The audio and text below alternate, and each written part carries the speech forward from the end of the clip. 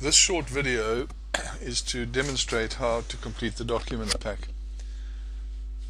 There is a document pack which has a number of pages to complete. Step by step I shall take you through them. The steps are as colored in red on the left side of the document.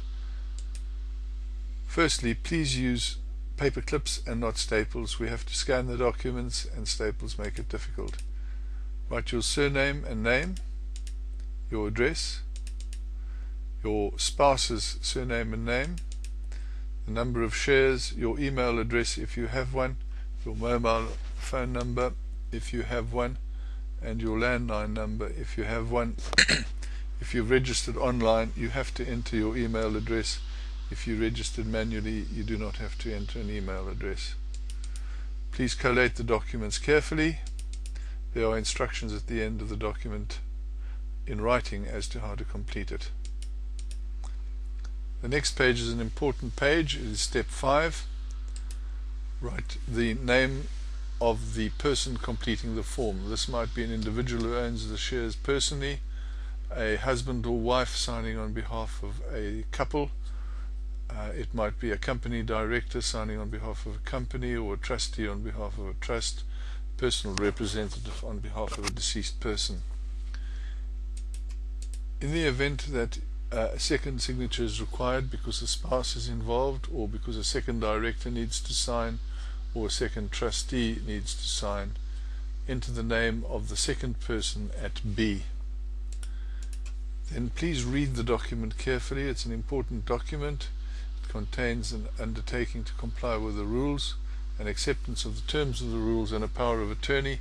You will appreciate that there are about 800,000 shareholders, and any settlement document would have to be signed on behalf of each shareholder who's a participant, and we need to get this information and document up front rather than trying to get it after this case has been settled. If you are signing the document as a personal representative, write the name of the deceased person where the green lettering is at C. Please sign the document at D. First person sign at D1, second person sign at D2. If you're signing on behalf of a company or trust, write the name of the company and trust in. Date the document, please, and 2 witnesses must witness your signature. They don't need to read the document, they just need to see you signing the document. The next page is the very important page which is required for identity verification. This is needed by the solicitors, the barristers, the chartered accountant, the bank, and Lloyd's Action Now itself. There are very serious consequences for money laundering regulation breaches, and we need this information from you. We've made it as simple as possible and ask you to comply with this. Firstly, we need you to give us the source of funds by which you acquired your shares. If you inherited them there, put in inherited from Jim Smith, my late husband, etc., or if you bought them, where you got the money from. We then need a photographic form of identification, passport, driver's license, bus pass, whatever written form of identification you can provide which has your photograph on it. Please cut it out and stick it into the space provided.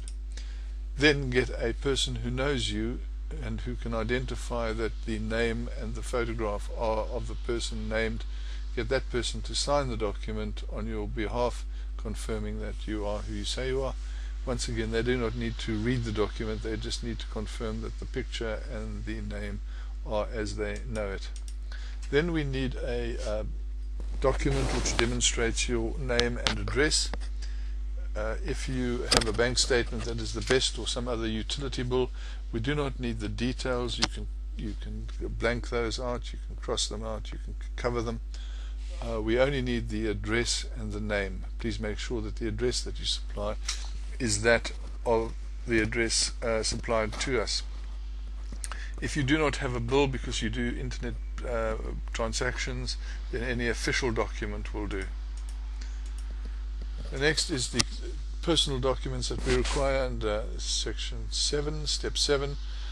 We need your contract notes, etc., and your share certificates. We know that certain people have lots of shares, therefore lots of share certificates, therefore lots of copying, but we ask you to do this because it will be required by Lloyd's.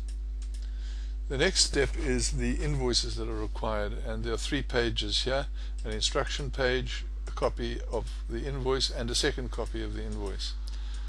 The instruction page sets out what we require and why we require it.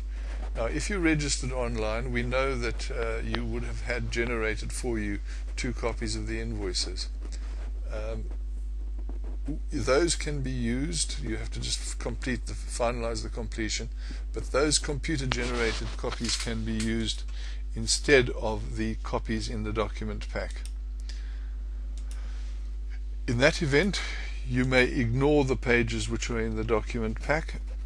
You can discard them, or you can send them back to us, but you need not complete them.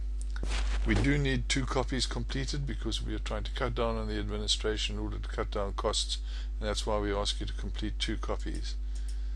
If you registered manually, or if you did not print the invoices as you were requested to do, then please complete the invoices in the document pack.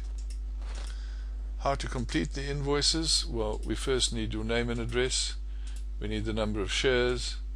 We will enter the invoice number. We need you to write down the number of shares that you had in the calculation box, the grey box on the red line. We multiply that number by 0.03525, and you write the answer in the box on the right with the red dotted line. So if you have 1,000 shares, the sum is 1,000 multiplied by 0.03525, and you write the answer in the top box as indicated. You now have to pay the initial joining fee, £264.38 if you are registered online.